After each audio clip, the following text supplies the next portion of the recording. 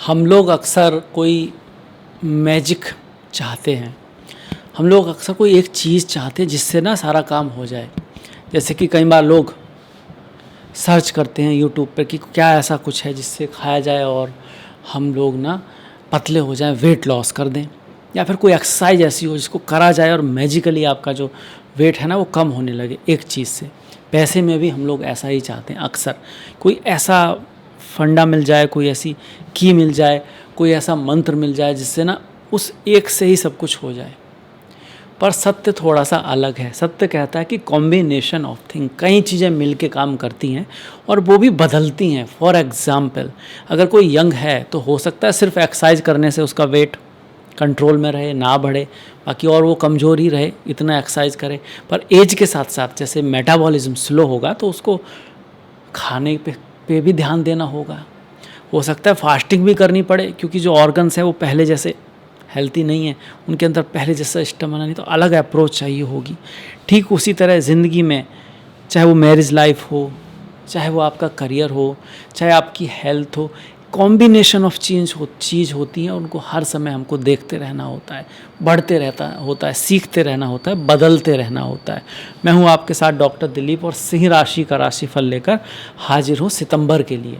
बहुत ही बेहतरीन महीना कहूँगा मैं इसको, लगभग सभी के लिए, क्योंकि दो ग्रह अपनी राशि में आ रहे हैं। एक तो बुध, राजकुमार बुध, आपके केस में वो धन के स्वामी बनते हैं, लाभ के स्वामी बनते हैं और धन भाव में बैठे हुए हैं, वाणी के भाव में, फैमिली के भाव में, अपने ही राशि में बैठे हैं। साथ में शुक्र तुला राशि में आएंगे, वो भी अपनी राशि में स्वयं के मूल त्रिकोण में आ रहे हैं सितंबर के महीने में। अगस्त में ये दोनों अलग अलग थे और कहीं ना कहीं आप कहोगे शुक्र तो नीच के ही थे, बुध भी कहीं ना कहीं यहाँ पर आ रहे थे, मतलब सिंह राशि में आ रहे थे। दो ग्रहों की पोजीशन बदली है और दोनों ही वो ग्रह जो धन, पोजीशन, पैसा, कम्युनिकेशन, नेटवर्क, बिजनेस से जुड़े हुए हैं। इसके साथ साथ सूर्य का परिवर्तन कन्या राशि में होगा 17 तारीख को। मंगल गुरु के साथ आ जाएंगे, हालांकि नीच के होंगे पर गुरु के साथ आ जाएंगे 18 तारीख के बाद। राहु सप्तम में, केतु प्रथम भाव में, पर इस महीने कोई ग्रहण नहीं है, राहु केतु अकेले ही रहेंगे, किसी के साथ में नहीं है, ये भी एक अच्छी बात है। और शनि का गोचर आखिरी राशि मीन में हो रहा है, आपके अष्टम भाव में है और रेवती नक्षत्र में शनि वक्री चल रहे हैं। तो ये है ग्रहों की स्थिति।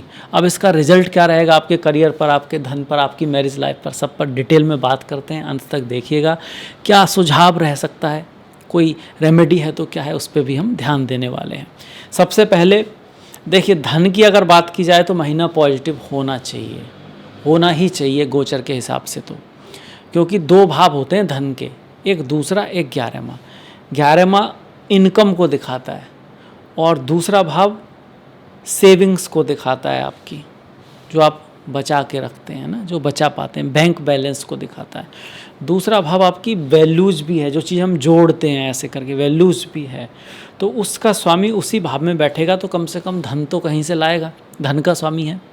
वाणी का स्वामी है, मतलब हमारी वाणी की वजह से कुछ इम्पोर्टेंट काम हो सकते हैं जो हमारे अर्थ रूप से, अर्थ मतलब पैसा, धन, जो मेटेरियलिस्टिक लाइफ है उसमें हेल्पफुल हों। क्योंकि 2, 6, 10 ये अर्थ त्रिकोण होते हैं। इनमें से जो छठी राशि है वो कन्या राशि है, उसी का स्वामी बुध वहीं पे बैठा है, दूसरे भाव में बैठा हुआ है, तो बहुत अच्छी पोजीशन बनी हुई है। दूसरा जो अर्थ त्रिकोण है जो आपके 10वें भाव में पड़ता है, उसका स्वामी भी अपनी राशि में है, तो धन के हिसाब से महीना बेहतर दिखाई पड़ता है निसंदेह। साथ में इस बुध के साथ में ये जो बुध है धन भाव का तो स्वामी है, ये लाभ भाव का भी है, मतलब इनकम बढ़नी चाहिए सिंह राशि वालों की। सबके लिए सब चीज़ें नहीं होंगी, दूसरी राशियों में भाव अलग हो जाएंगे, पर आपके लिए धन और लाभ का भाव है तो सिंह के लिए ये ज़बरदस्त योग बन रहा है। साथ में ही सूर्य ग्रहण हो चुका है, चंद्र ग्रहण हो चुका है, सूर्य ग्रहण से बाहर निकल चुके हैं, दूसरे भाव में जा रहे हैं, तो आपका भी फोकस परिवार पर, कर्म पर, अपने जॉब पर, अपने होम पर, अपने घर पर, आपके घर का अगर कोई काम है, पैतृक अगर आपकी कोई बिजनेस है, काम है, जॉब है, उस पर रहने वाला है, उसमें तरक्की को दिखा रहा है ये महीना, सितंबर का महीना। सूर्य का 17 तारीख के बाद ज़्यादा दिखा रहा है, वैसे आप कहेंगे 7 के बाद ही, क्योंकि 7 के बाद ऑलरेडी केतु और सूर्य में बहुत ज़्यादा दूरी हो चुकी होगी, हम इसको फिर कहेंगे कहीं ना कहीं कि केतु की छाया से सूर्य निकल चुके होंगे ऑलरेडी 7 तारीख के बाद ही, पर फिर भी 17 के बाद वो एकदम दूसरी राशि में आ जाएंगे और ज़्यादा पॉजिटिव रिजल्ट आपको देंगे। हाँ, वाणी को आपको थोड़ा सा मृदु जरूर रखना है। सूर्य अग्नि राशि मतलब अग्नि ग्रह हैं, राजा को दिखाते हैं, लीडरशिप को दिखाते हैं, पर कहीं ना कहीं कंट्रोल करने की भावना भी दिखाते हैं, थोड़ा सा एक्स्ट्रा ऑनेस्टी भी दिखा देते हैं। तो ऐसे में आप कुछ ऐसा बोल सकते हो जो परिवार में सबको अच्छा ना लगे, तो वो ध्यान रखना है। वाणी ऐसी बोलिए, मन का आपा खोए, औरों को शीतल करे, आपहु शीतल होए। बुध बहुत बढ़िया। शुक्र की बात कर लेते हैं। शुक्र 10वें भाव का स्वामी अपनी राशि में आ जाएगा तो पद प्रतिष्ठा प्रमोशन बढ़ाएगा। किसके थ्रू? क्रिएटिवनेस के थ्रू, कम्युनिकेशन के थ्रू, डिजाइनिंग के थ्रू। अगर आप कोई इस तरह के आर्ट क्राफ्ट से जुड़े हुए हैं, मीडिया से जुड़े हुए हैं, फ्लावर्स से जुड़े हुए हैं, परफ्यूम से जुड़े हुए हैं, वेडिंग से संबंधित आपका कोई काम है, और आर्टिफिशियल ज्वेलरी से जुड़े हुए हैं, लग्जरी आइटम से जुड़े हुए हैं, लग्जरी वॉचेस भी होती हैं, लग्जरी आपकी कार्स भी होती हैं, लग्जरी होटल्स भी होते हैं। इस तरह के काम जो लग्जरी के लिए आप लोग करते हैं या यूज़ करते हैं, उसको लग्जरी टेलीफोन भी हो सकते हैं। तो उस तरह के काम से आप कैसे भी जुड़े हुए हैं तो शुक्र उसके लिए बढ़िया है, अच्छा है।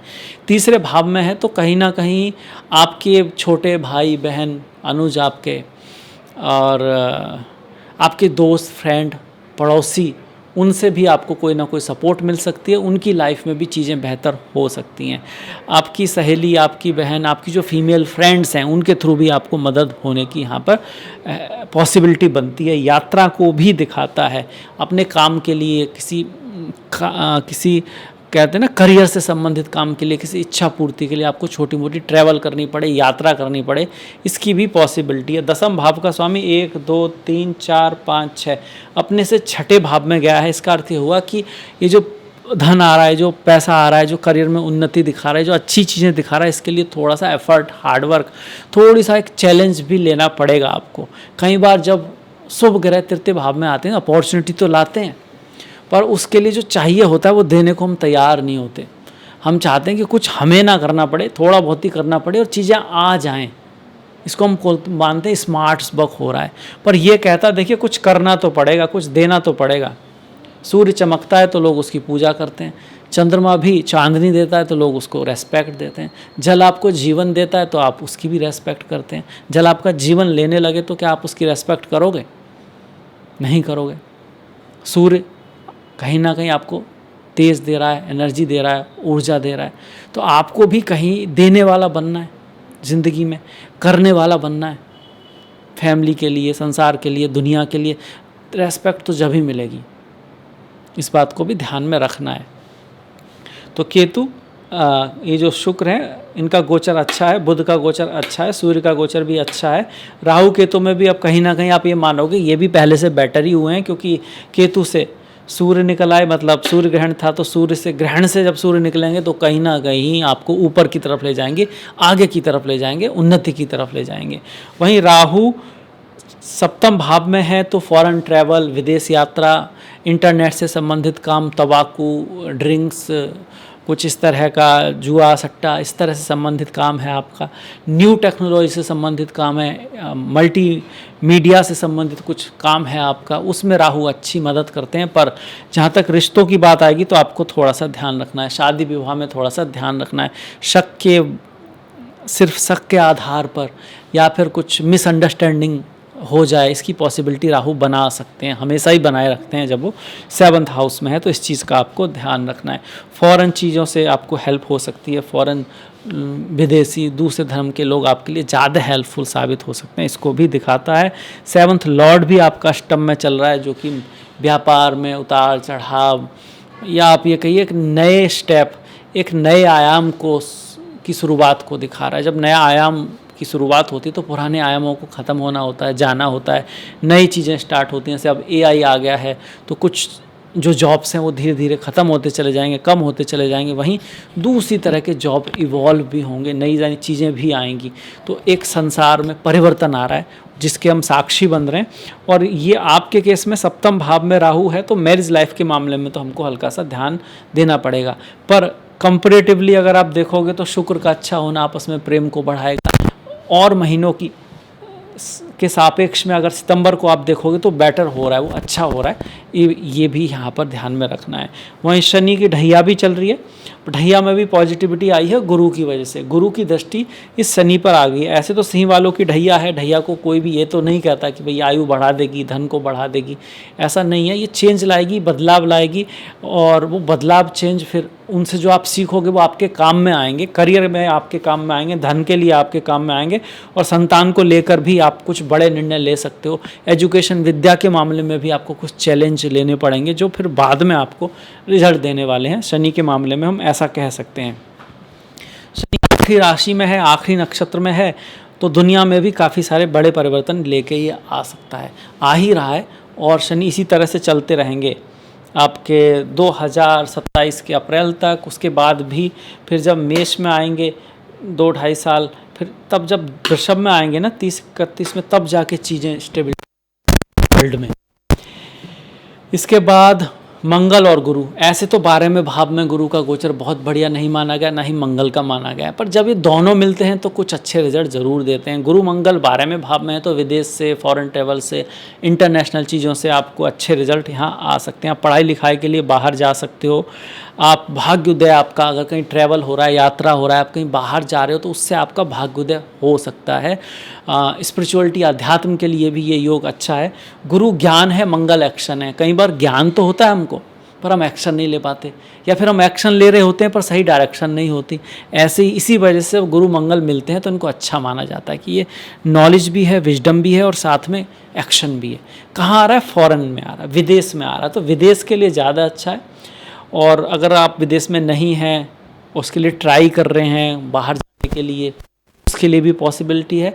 अदरवाइज 12वें भाव में 2 ग्रह, मंगल के मामले में कहेंगे कि भाई मैं ऐसा ध्यान, और गुरु के 12वें भाव में कहोगे आप दान करोगे, आप स्पिरिचुअल जाओगे, जनता आदि का आपको सपोर्ट मिलेगा, विदेश आदि के योग बनेंगे, संबंधित चीज़ें आप थ्रू, आपके पति के थ्रू, माता पिता के थ्रू कुछ ना कुछ मिलेगा ज़रूर, या इसके मिलने की संभावना बढ़ जाएंगी गुरु की वजह से। अब इसके बाद देख लेते हैं त्यौहार कौन कौन से हैं। देखिए, कृष्ण जन्माष्टमी होगी आपकी 4 तारीख की, तो जन्माष्टमी की आपको बहुत बहुत शुभकामनाएं। हरे कृष्ण कृष्ण कृष्ण हरे हरे, हरे हरे राम राम राम हरे हरे। 14 तारीख की गणेश चतुर्थी है, हरितालिका तीज भी है। 25 की अनंत चतुर्दशी। तो हो गए हमारे त्यौहार। अब फास्ट की बात करते हैं, व्रत की बात करते हैं, तो 26 तारीख को भाद्रपदा पूर्णिमा है, और 26 तारीख से ही पितृपक्ष की शुरुआत हो जाएगी जो 10 अक्टूबर तक चलेगा। 7 तारीख को अजा एकादशी, 22 तारीख को परिवर्तनी एकादशी है। ओम नमो नारायणाय, ओम नमो भगवते वासुदेवाय। 8 तारीख का भौमा प्रदोष व्रत, और 24 तारीख का आपका सिंपल जो प्रदोष व्रत है वो है। 9 तारीख की है शिवरात्रि, चिदानंद रूपा शिवोहम ओम नमः शिवाय। 29 तारीख की संकष्टी, 11 तारीख की भाद्रपद अमावस्या, 17 तारीख की कन्या संक्रांति है, कन्या राशि की संक्रांति। कन्या राशि का संबंध हमारे पितरों से होता है, इसीलिए भाद्रपद अमावस्या जब आती है तो ये अमावस्या जो होती है वो कन्या राशि में ही होती है। आपके लिए कन्या राशि कहाँ पड़ रही है? धन के भाव में पड़ रही है, तो धन से संबंधित कुछ नई शुरुआत ये महीना लेके आपके लिए आ सकता है। कन्या संक्रांति 17 तारीख की सूर्य कन्या राशि में आ जाएंगे। 26 से लेकर 10 अक्टूबर तक, 26 सितंबर से लेकर 10 अक्टूबर तक पितृपक्ष चलेगा। कुछ लोग इसको मानते हैं कि अशुभ नहीं है, इसमें हम थोड़ा सा ध्यान स्पिरिचुअलिटी पर, अध्यात्म पर, घर की सफाई पर, दूसरों के लिए केयर करने में, अपने पितरों के नाम से कुछ अच्छा करने में फोकस करते हैं। तो उसको एक तरह से कर दिया गया है कि भाई इस समय में हम इस तरह की चीज़ें करें, जो और वैसी चीज़ें हैं शादी विवाह इनको टाल दें, इस तरह की चीज़ों को थोड़ा बाद में कर लें, तो उस तरह से हम इसको देख सकते हैं। तो ये था मेरी तरफ से सिंह राशि के लिए सितंबर का राशिफल। कैसा लगा ज़रूर बताइएगा, आपकी जो भी राय है उसको दीजिएगा। आपने इतना सारा समय दिया जो कि बहुत कीमती है, उसके लिए आपका दिल से बहुत बहुत धन्यवाद। नमस्कार।